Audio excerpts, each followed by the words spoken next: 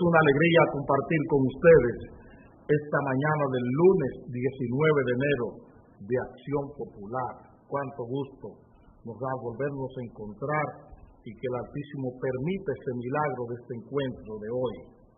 Señores, los empresarios están muy entusiasmados con el gobierno de Danilo Medina.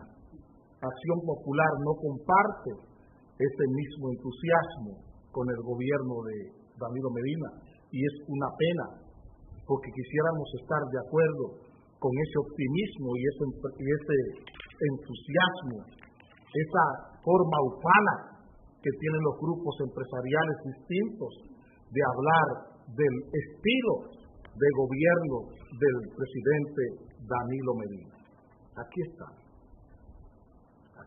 el señor Blanco Canto, el señor Arturo Villanueva y el señor Brache son los empresarios que están hablando de las mejorías. Pónmelo de nuevo, Albert, porque me interesa verlo de nuevo. Ven, estilo de gobierno de Danilo Medina genera confianza. Nosotros lamentamos tener que diferir de los empresarios y todos estos grupos empresariales, que todo lo que estamos viendo es todo una lucha por apuntalar la popularidad del presidente Medina del punto de vista empresarial. Miren el CONEP destaca el rol jugado por el CONEP en el desarrollo de la República Dominicana. Ahí está, el CONEP destaca rol jugado por el CONEP en favor del desarrollo de la República Dominicana. Ese es el señor Blanco Canto o el Canto Blanco. No sabemos qué es, si es Canto Blanco o Blanco Canto, porque el blanco está muy de moda en este tiempo. Nosotros queremos decirle al CONEP, queremos decirle a Arturo Villanueva, queremos decirle al señor Brache y queremos decirle también al señor Canto Blanco o Blanco Canto, que el 15% de las rentas de los grupos que circundan el CONEP y la Asociación de Empresas Industriales de la República Dominicana, que el 15% de sus rentas, o sea, de sus utilidades, no ha ido a los sectores menos favorecidos del país. El 15% de todas las rentas de las que la banca surfana cada año no va a los sectores más favorecidos. El 15% de las rentas del crédito usurero que el país tiene no va a las zonas más favorecidas. El 15% de las rentas, hablo de las ganancias, todas las ganancias de los grupos empresariales del país, el 15% de todas esas ganancias, o sea, ellos suponiendo que se quedaran con el 85% de sus ganancias, si usaran el 15%, para eso que ellos hablan de desarrollo, si usaran el 15% de todas las ganancias del turismo en este país, tuviéramos otra vida en las zonas turísticas del país. Miren Puerto Plata. Puerto Plata apuesta al futuro. ¿Dónde está el presente y el pasado de Puerto Plata? Turístico. Puerto Plata apuesta al futuro. ¿Dónde está el presente y dónde está el pasado de Puerto Plata? Ese es turismo y está pensando en el futuro. Si estuviéramos también, como dicen los empresarios representantes, ¿por qué razón el jefe del ejército o el jefe del Ministerio de Defensa, el ministro de Defensa, tiene que estar repartiendo funditas del gobierno en Nagua? Nagua es zona turística.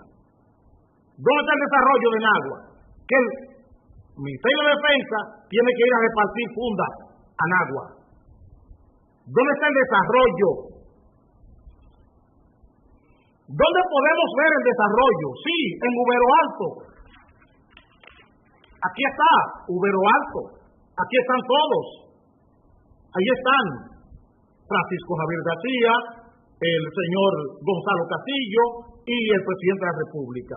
Abajo, más abajo, Albert, el señor Ranieri, Falta ahí el señor Cisneros. Esa es la autopista Ubero Alto, Miche.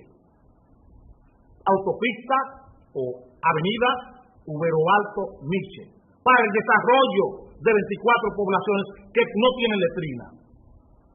No hay un hidrante construido por el Grupo Punta Cana Macao para el desarrollo. No hay un sistema de drenaje, no hay un sistema cloacal, no hay un acueducto construido con el 15% de todas las rentabilidades que han tenido los grupos del turismo. No hay un acueducto ni en Atomayor, ni en El Ceibo, ni en Higüey, ni en Miche, ni en San Pedro de Macorís, ni en La Romana, construido con el 15% de las rentas, de las utilidades de los grupos empresariales del turismo. Si hubieran cogido el 15% de sus rentas, de sus utilidades, en los últimos 10 años, nosotros tuviéramos otras ciudades en Atomayor, otras ciudades en El Ceibo, otras ciudades en La Romana, otras ciudades en Higüey. Vayan a ver los municipios de Higüey. Vayan a ver los municipios de Atomayor. Vayan a ver los municipios de La Romana. Guaymate. Vayan a verlos. A ver qué rentas para el desarrollo se han usado con todas estas ganancias y esta confianza que ha generado Danilo Medina. La confianza está en la corrupción. ¿Quién construye la carretera Ubero Alto? Y nos enrostran esto como si fuera una postal. Aquí está, Odebrecht y Obra Pública. Ahí está el rojo, Odebrecht y Obra Pública. Una empresa vetada en Brasil por corrupción, por ladrona, por soborno. Vetada en su país de origen. Y aquí es la gran panacea. Aquí es la gran empresa que merece todos los contratos del gobierno de Danilo Medina. Ladrones son los que están construyendo el desarrollo dominicano. Ladrones, corruptos, son los que están construyendo el desarrollo dominicano. Y esa es la confianza que tiene el empresariado, la gran confianza de nuestro empresariado. El empresariado de Enjambre, el empresariado de Gavilla,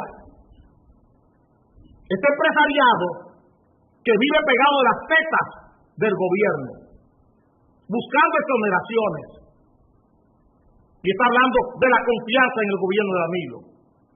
El gobierno, el empresariado de la madriguera, el hospedero, Odebrecht.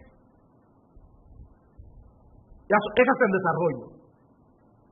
Y el 15% de las rentas usureras de la banca no va a los sectores menos desposeídos del país. No alcanza para construir, darle agua. No alcanza para reconstruir el embalse, las compuertas de la presa Higüey y Aguacate, para que Banite pueda tener agua y para que San Cristóbal pueda tener agua. No le alcanza las rentas corruptas de todos los contratos que tiene Odebrecht con el Estado Dominicano. Una empresa vetada en Brasil por corrupción. Y está aquí dueña de todos los contratos del Estado. Esa es la confianza que genera Danilo Medina. La gran confianza. Por eso es que soplan los vientos.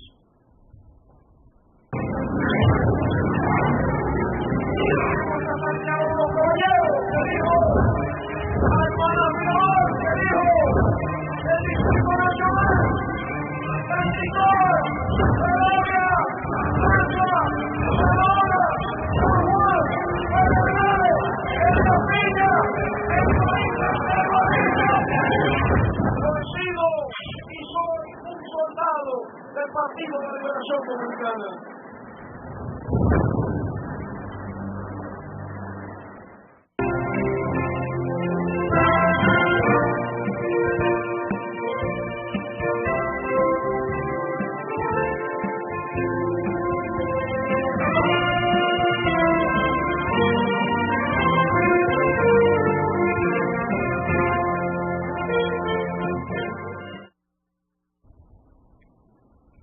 hemos dicho muchas veces en este programa que con la caída del régimen de Trujillo se fue el autoritarismo, perdimos y lo que sufrimos por mucho tiempo, que fue la dictadura. Del 61 a esta parte nos decimos que somos una sociedad democrática. Una sociedad democrática que está soportada por un sistema de partidos políticos y de organizaciones sociales y civiles que le dan soporte a esa democracia.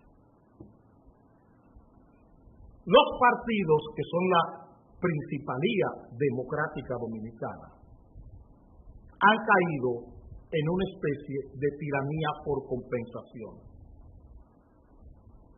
Una tiranía basada en la anarquía institucional. Los partidos políticos, hoy. La semana pasada, el viernes, salía esta información en el periódico Hoy, aquí. El PLD advierte a Mondesí sobre el uso ilegal de los símbolos de ese partido. Estamos hablando del partido que está en el gobierno, que rige la nación. Tiene un problema con un síndico de anarquía o de tiranía por compensación. Yo, desde mi minoría, hago con mi vida política lo que yo creo más conveniente. Salía también en el periódico esta declaración, esto era el domingo, ayer.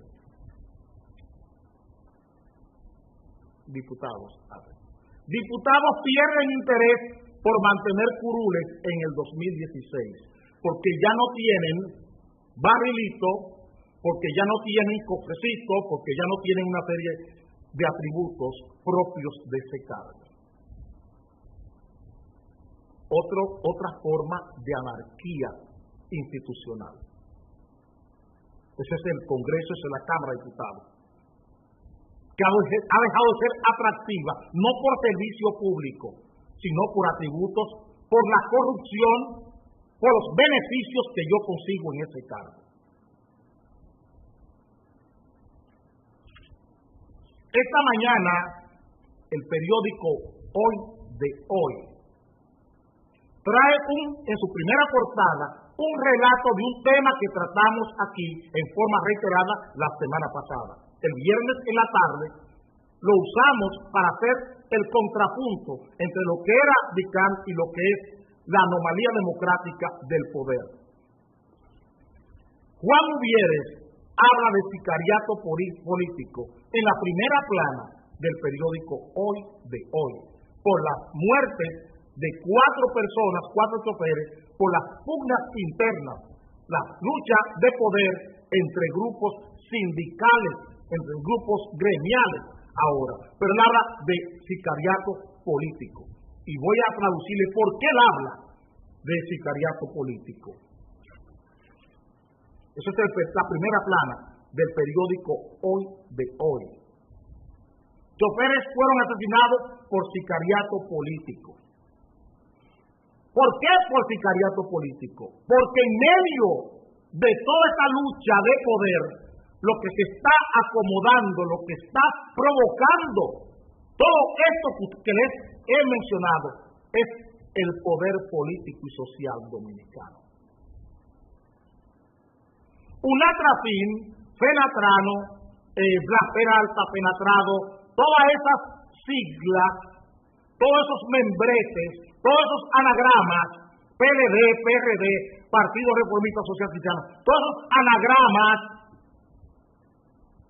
no son más que expresiones de lo que hoy vive el poder, una tiranía por compensación basada en la anarquía. Trujillo la tenía basada en el orden.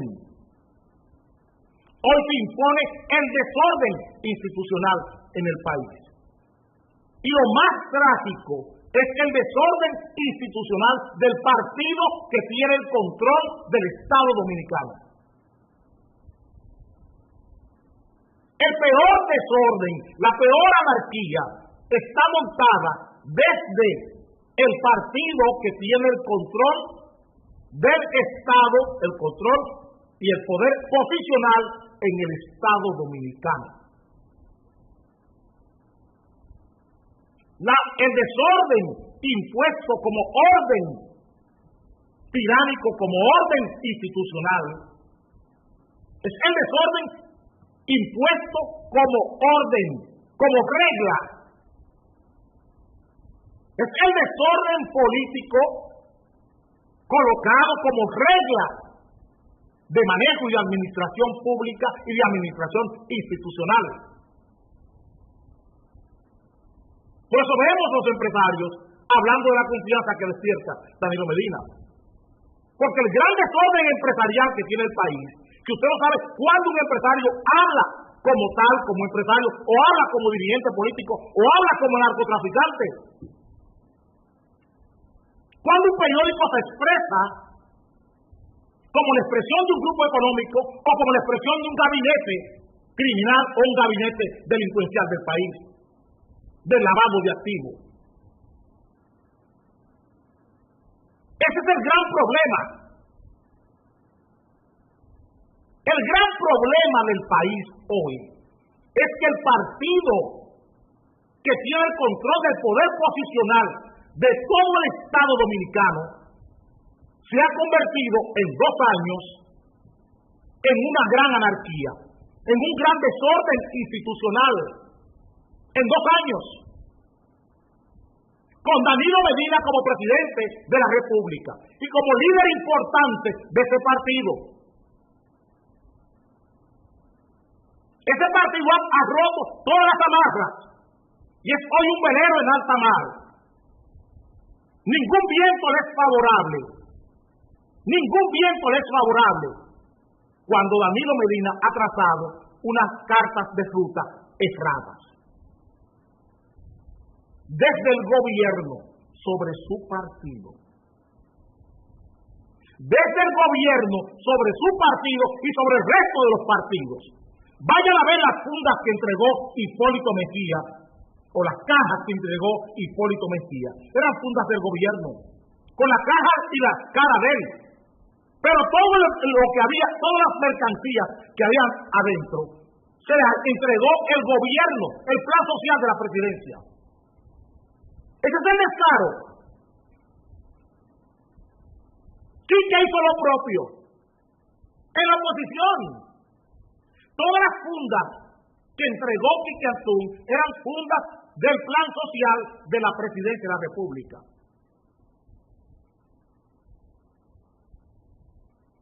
A ver si nos entendemos. ¿Qué estamos viviendo?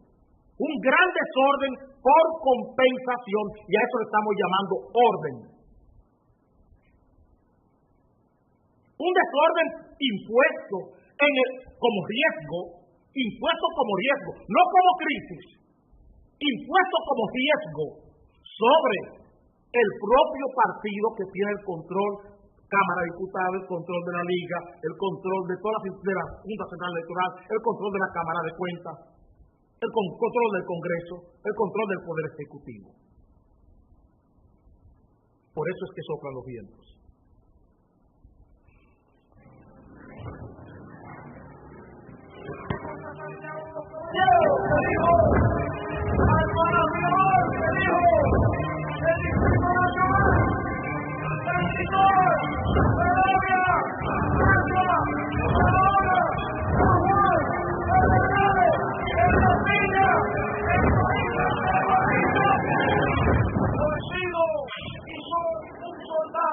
Del Partido de la Liberación Dominicana.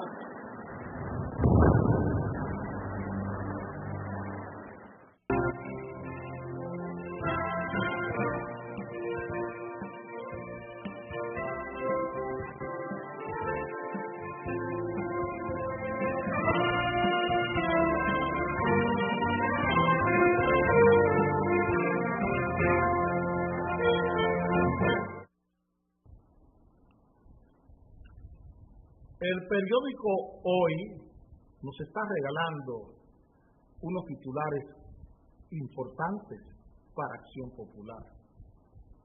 Nos están dando la base, nos están dando el soporte para nosotros conversar con ustedes en la forma que lo hacemos cada día.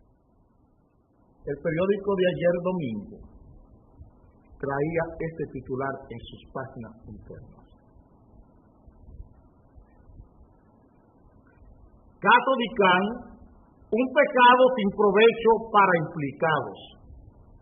Es hasta, tiene forma de prosa. Un pecado sin provecho para implicados. Y tiene razón. El narcotráfico es un negocio, dicen ellos que un pecado, es un delito, es un crimen sin provecho para implicados, pero para los implicados que el poder quiere. Miren todavía hoy el periódico Diario Libre, que sabe mucho de eso. ¿Qué dice Diario Libre? Coerción, conocen coerción, acusados, caso Dicán. A los acusados, a los sospechosos, a los acusados del caso Dicán. A quienes el poder, a quienes los dueños de la droga acusan de ser culpables del caso Dicán. A quienes responden estos medios de comunicación, que son los dueños de la droga.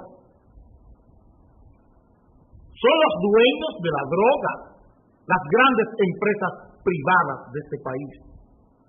Las grandes fuerzas económicas del poder son las dueñas de toda la droga que entra y sale de la República Dominicana. ¿Quiénes son los acusados? ¿Quiénes son los que no tienen provecho de la droga? Los coroneles que ahora lo colocan en la primera plana como los villanos. Aquí está. Ahí está Polanco, Valerio Fernández Valerio, está muy bien ataviado, bajando las escalinatas, después que se le canta un año de prisión preventiva. Hoy David se convierte en Goliat. El David de noviembre,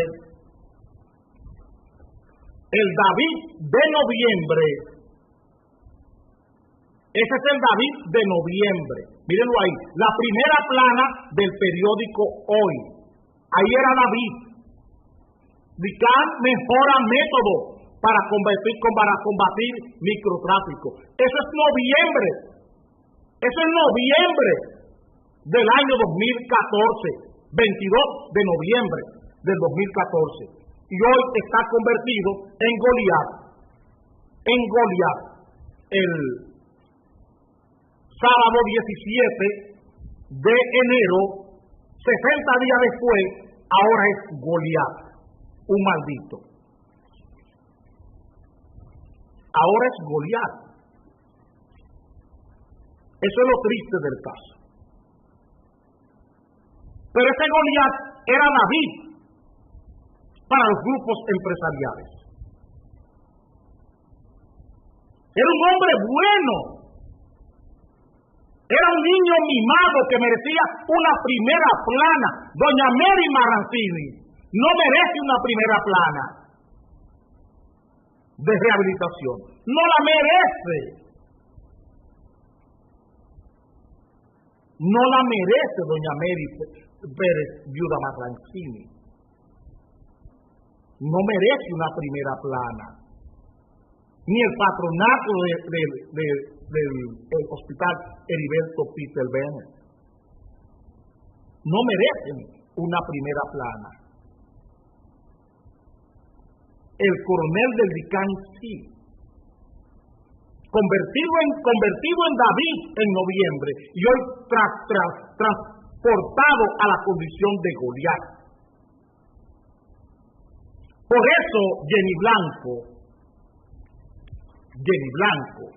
está diciendo que el país tiene un problema, una crisis social. Jenny Blanco dice que el país tiene una crisis social y ella quisiera irse a Miami.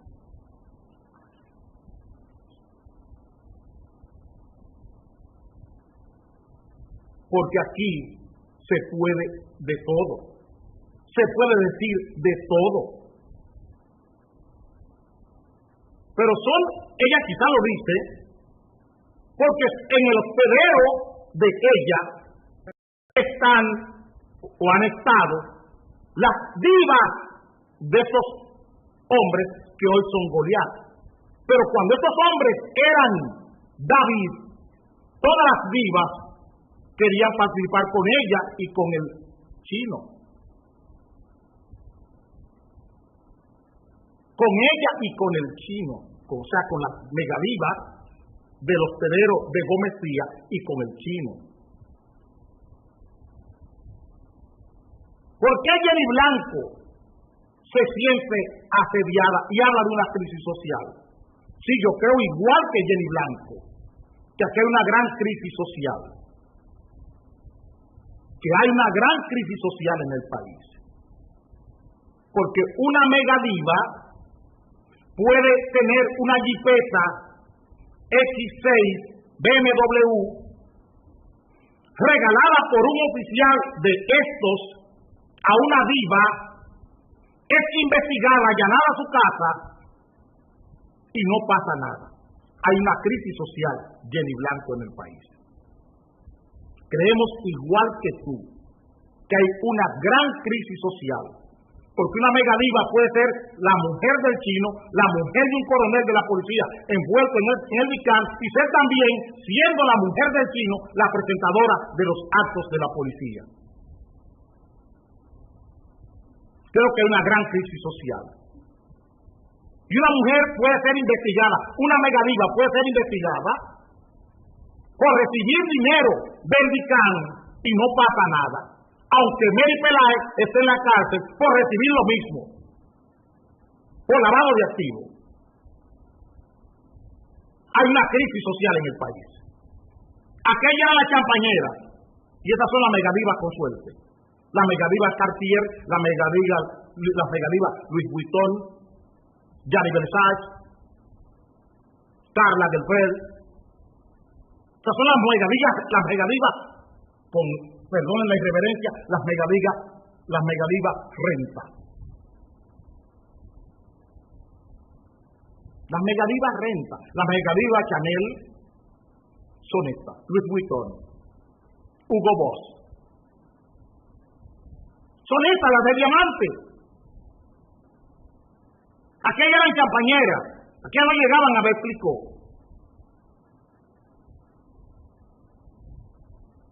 Aquellas no llegaban a ver Clicó. Eso es lo que estamos viviendo hoy, Jenny. Estoy de acuerdo contigo que hay una crisis social. Porque eso es lo que está primero. Porque eso es lo que está primero. Si una sociedad permite que su Estado, que sus autoridades provoquen los mismos daños que los grandes narcotraficantes le producen a la sociedad, si las autoridades de un país y sus instituciones sociales, como los medios de comunicación, como los medios de comunicación, cometen las mismas atrocidades que cometen los criminales consiguen mucha gente que les siga. Consiguen muchos adeptos, porque se convierten en ejemplos, se convierten en paradigmas. Por eso es que hay una crisis social, Jenny. Porque ustedes, las megadivas, se han encargado de enseñar a las niñas de este país, a las preadolescentes y a las adolescentes, de que viviendo y recibiendo regalos, recibiendo X6 BMW, viviendo al mismo tiempo con un narcotraficante y con un oficial de la policía, y siendo la presentadora de los actos de la policía, y no le pasa nada, Entonces, esos criminales, esos delincuentes, encuentran quienes les sigan en los sectores marginados de la sociedad dominicana, porque ellos se convierten en grandes ejemplos. Si el sistema de premios y castigos de una sociedad no responde a los mejores intereses de esa sociedad, entonces nos vamos a seguir perdiendo. Esa es la diferencia, Jenny Blanco. Pero es grande cuando un negro acepta gustos blancos o cuando una blanca o un blanco acepta gustos negros. Es muy duro cuando lo blanco se hace negro y lo negro se hace blanco. Es muy duro. Por eso Zoila Medina, en el periódico El Día de Hoy, en la primera plana, en una tertulia que participó en el periódico El Día, dice que algo le está pasando a la sociedad dominicana. El DICAN es lo que ustedes quieren que se mire, la gente del poder, la gente que nos da todas estas postales, que nos da estos paisajes como formas normales de conducirse. Ese poder, sin tomar en cuenta los riesgos sociales que sus conductas están dejando, el lastre, los escombros que sus conductas están produciendo a nivel de los barrios más marginados de esta sociedad dominicana. Entonces ya puede tener una primera plana del periódico, el periódico Listín Diario, y no pasa nada. Que ella pueda decir que hay una crisis social y no mira hacia el género, lo que está generando la génesis de esa gran crisis social. Ella la está mirando fuera de ella. No, está en el hospedero suyo, Jenny Blanco. Las moscas blancas están ahí todas. En el campo le dicen mosquita blanca. La mosquita blanca daña la habichuela de San Juan de la Maguana. La mosquita blanca de Gómez Díaz ha dañado muchos frutos y muchos cereales dominicanos. La mosca blanca de Gómez Díaz, la mosca blanca de Pepín Corripio. Usaré unos segundos para cambiar de mosca blanca. La Comisión Civil de Desarrollo de la Provincia de Altagracia Copdepal presenta el segundo Festival Gastronómico de la Yuca, los días 19, 20 y 21 de enero de 2015 en la ciudad Salva León de Higüey. Exposición y venta de subproductos de la yuca, manifestaciones culturales, folclor, artesanía, artes plásticas, poesía y música. Ven a la Vía Cultural Antonio Valdés Hijo los días 19, 20 y 21 de enero de 2015 para que participes en una auténtica feria folclórica. Segundo Festival Gastronómico de la Yuca, dedicado a Doña Dulce Empanadilla. A mí me encanta, ella le gusta. Por la mañana, mamá, saca la yuca. Por la mañana, mamá, saca la yuca.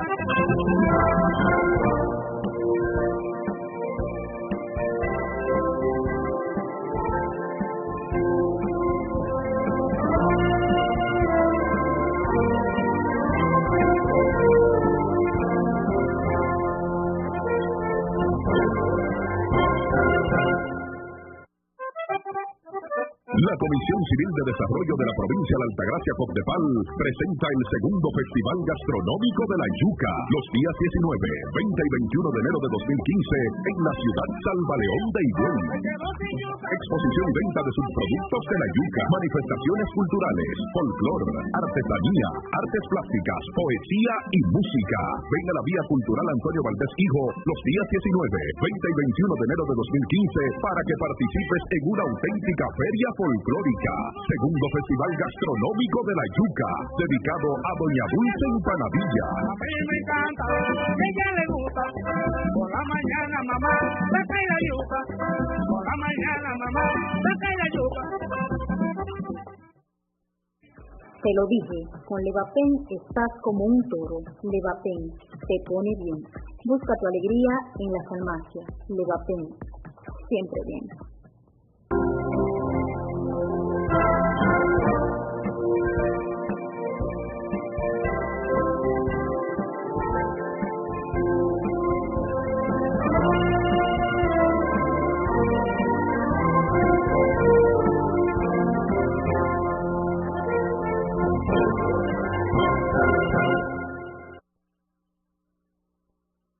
Mosca blanca parece que agarró a Porfirio. Dijo a Porfirio la mosca blanca. Date tranquilo, deja a Porfirio quieto. Señores, es que la mosca blanca, Porfirio se metió en el programa. Ay, Suiza sacude los mercados de divisa. Ha roto las amarras institucionales para el asunto de la tasa de cambio. Esa es la realidad suiza, una decisión política. Una decisión política de los bancos suizos ha desequilibrado las divisas europeas. Aquí oigo normalmente a los economistas dominicanos hablando de que el petróleo todo va bien y que el petróleo y que los ahorros y lo que deja de gastar la República Dominicana en la economía que representan los precios del petróleo. Nosotros seguimos en la política con este tema. Seguimos en la política con este tema. Porque la economía, la econometría, medir económicamente un país no significa dotar a ese país de las informaciones, ni de los principios, ni de las actividades que le permitan afrontar cualquier choque externo. Es la política la que genera la voluntad. Es la política. El problema no es la decisión económica, el problema es la economía de la decisión política, que es lo que no estamos midiendo. El país no está midiendo la economía de las decisiones políticas que se están tomando. Esta es la gravedad del caso. Y entonces se le está mintiendo al país en forma deliberada. ¿Qué está pasando con Grecia y con Portugal hoy? ¿Cuál es el gran problema que tiene Grecia? ¿Es su economía? ¿Es su crecimiento? ¿El problema que tiene Grecia? ¿O el desbalance? La enorme deuda que representa el 160% de su Producto Interno Bruto. Y el terrible déficit fiscal que tiene Grecia. Eso es lo que está desplomando a Grecia, hundiendo, haciendo que naufrague el país, la nación griega. No es lo econométrico, son las decisiones políticas. La economía de esas decisiones políticas es lo que ha hundido a Grecia. Y aquí no estamos midiendo la economía de las decisiones políticas que Danilo Medina está tomando. No la estamos midiendo. ¿Cuánto es nuestro déficit fiscal? ¿Cuánto es? 90, 100 mil millones de pesos. Es nuestro déficit. Nosotros no estamos produciendo superávit. Estamos produciendo déficit. ¿Cuánto es nuestra deuda? Y no hablemos de deuda con relación al PIB. ¿Cuánto es toda nuestra deuda? ¿Cuánto es?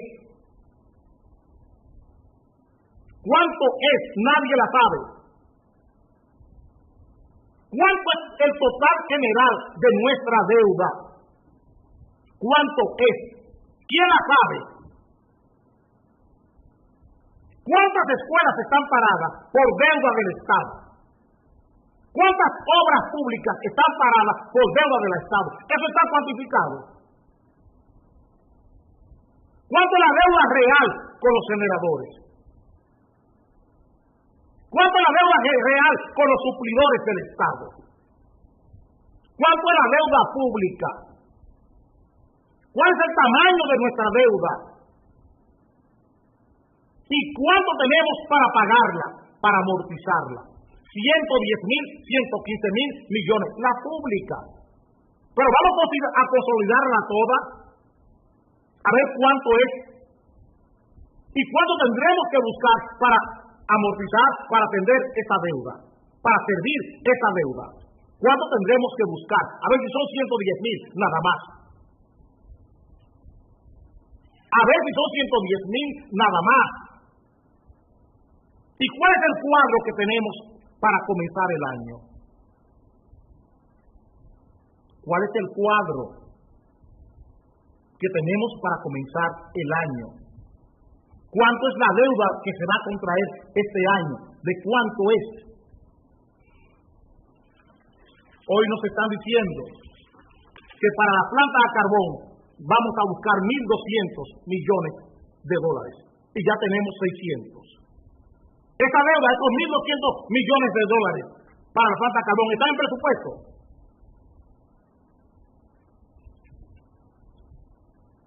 Están en el presupuesto. En el presupuesto hay cerca de 3.000 millones. Y vamos a buscar 1.200 millones más. Con un consorcio que nadie sabe quién es. 1.200. Y hay 2.000 aprobados en el Congreso que están desiertos. Pero ahora Rubén Vichara saca como un mago de la quisera un préstamo de 1.200 millones para las plantas de carbón, para el robo de las plantas de carbón. ¿Cuánto es la deuda? ¿Por qué revienta la banca suiza? Por las enormes deudas y los enormes déficits de los países europeos. ¿Y por qué? Porque con la caída del petróleo, mucha gente hay estampida de capitales hacia los bancos norteamericanos por las tasas de interés que están pagando o que podrán pagar. Y eso encarece el dinero. Y un país endeudado y con alto déficit no puede hablar de sanidad económica, ni de sanidad monetaria, ni de sanidad financiera. Este país tiene un enorme riesgo y lo estamos diciendo. Este país tiene un enorme riesgo financiero, un enorme riesgo monetario. Lo tiene. Lo tiene. Por la enorme deuda que tiene en la barriga la economía dominicana. Deuda pública y deuda privada, que tampoco nadie sabe cuánto es. Deuda pública y deuda privada, que tampoco nadie sabe cuánto es esa deuda privada. En el año 2003 fue esa deuda privada lo que desmanteló la economía dominicana, cuando la quiebra de los bancos. Fue esa deuda privada. No teníamos el nivel de déficit que teníamos en el 2003, no lo tenemos hoy. No teníamos el nivel de deuda pública que tenemos hoy en el 2003. Y miren qué pasó con la economía. Y lo estamos reiterando. Ayer un golpe político en Suiza, antes de ayer. Miren lo que provocó en toda Europa y en el mundo entero. ¿Qué pasó con todas las monedas del mundo cuando la banca suiza decidió romper las amarras? Decir, no, yo no respeto nada de eso, esos controles sobre tasa de cambio y sobre tasa de interés. ¿Qué pasó? Una decisión política. Estamos hablando de una decisión política.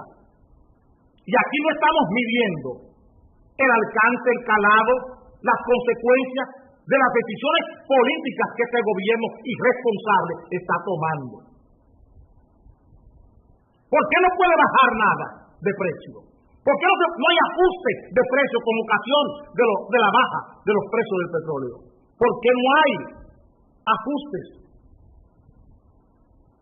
¿Por qué no hay ajustes en los precios? Nadie quiere responder. Y hemos dicho aquí por qué.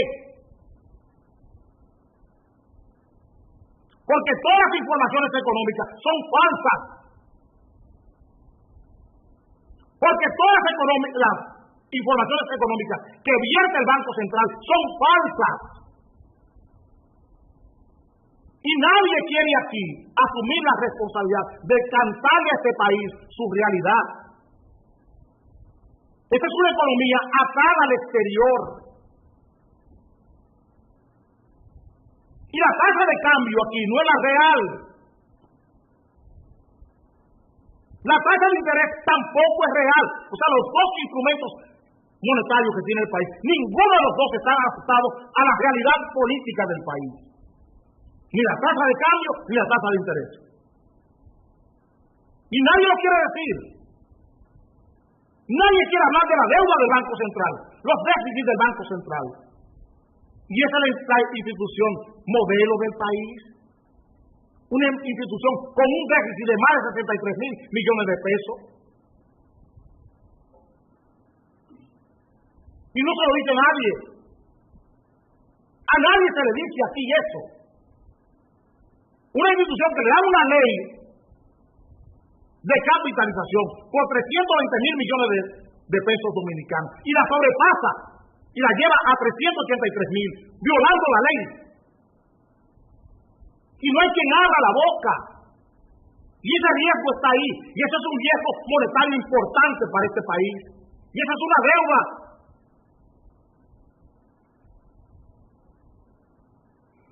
Usaré unos segundos para cambiar de tema.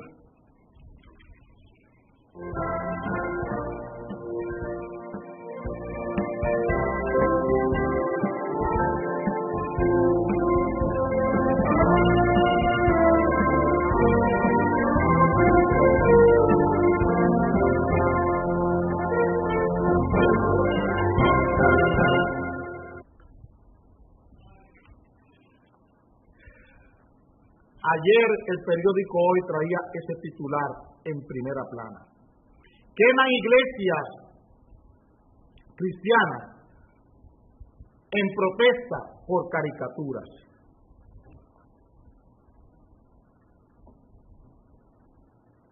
Queman iglesias cristianas en protesta por caricaturas. El viernes tratamos este tema y hoy lo volvemos a tratar. Lo tratamos el viernes en la tarde y hoy lo volvemos a tratar. Porque este no es un riesgo de Europa. Este es un riesgo del mundo. Este es un riesgo del planeta. Porque aquí no hay choque de civilizaciones. Aquí lo que es un choque de ignorancia. Aquí no hay un choque de civilizaciones. Aquí hay un choque de ignorancia. Un choque de brutalidad. De estupidez. Eso es lo que estamos viviendo. Una gran estupidez a nivel del liderato mundial. Con líderes estúpidos no se puede ir a ninguna parte. Con un liderato político estúpido que tiene el mundo hoy y que tiene casi todos los países, no se puede ir a ninguna parte. ¿Cuál civilización? Occidente, nosotros los occidentales, nos hemos encargado de hacerle creer a mucha gente que esto es el avance y que esto es la civilización. Y que aquello es el atraso y el retroceso. El álgebra vino de allá. Las primeras investigaciones en medicina vinieron de allá. Quienes primero embalsamaron fueron ellos, a lo que estamos diciéndoles, que son salvajes.